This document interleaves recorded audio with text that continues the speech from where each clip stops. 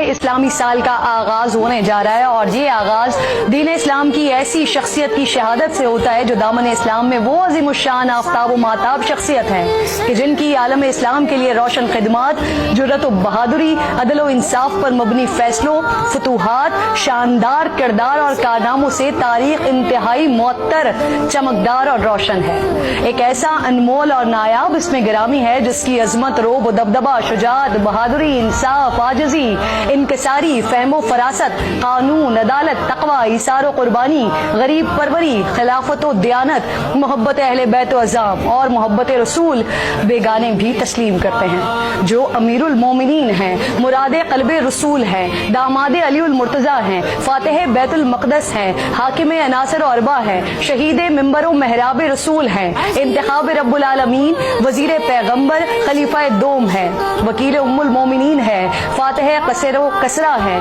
شامل اشرا و مبشرہ ہیں، میدان عدالت کے نیر تابہ ہیں، یہ حضرت سیدنا عمر فاروق رضی اللہ تعالیٰ عنہ ہیں۔